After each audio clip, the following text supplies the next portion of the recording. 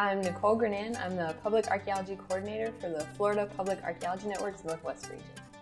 This event was all about inviting local recreational divers to come out to an active research platform that we have in Pensacola Bay that's sitting on top of and near the Manual Point 2 shipwreck.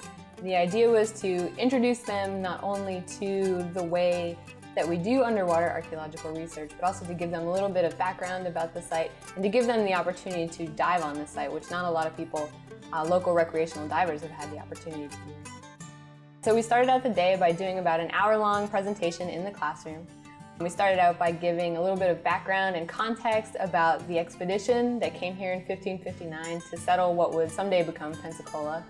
Ill-fated mission, unfortunately.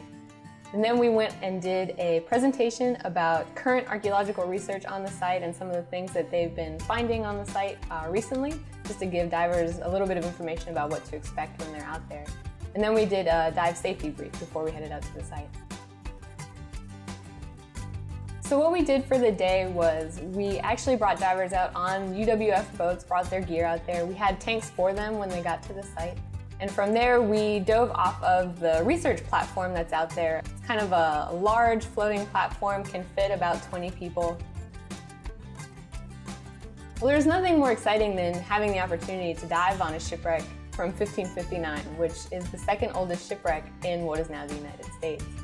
So that's an amazing opportunity, but it's not what a lot of people think. When people hear of a Spanish galleon on the bottom of the ocean, they think, you know, kind of a Disney-fied image of a shipwreck.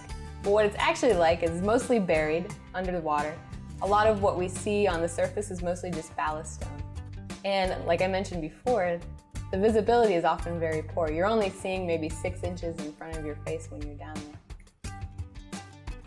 Most of the larger artifacts, when we collect them, we're actually pulling them straight out of the excavation units. We see them there, we plot them onto a map and record their location, and then we hand collect them. A lot of the smaller artifacts are picked up through our induction dredges, and those are kind of like glorified underwater vacuums. So we gently pull or push material into those induction dredges. It comes up into a little baggie, and then we bring that bag onto either the research platform or back on land when we're done for the day. And then we filter all of that material through a screen. And that allows us to catch the really small things that we would never be able to see while we're in the water. So the public day was a really interesting test for us.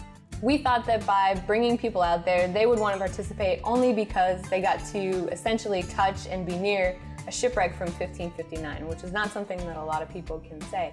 But what we learned after we conducted the program was that people enjoyed it mostly for the educational aspects, and that's really what we as archaeologists wanted them to get out of it.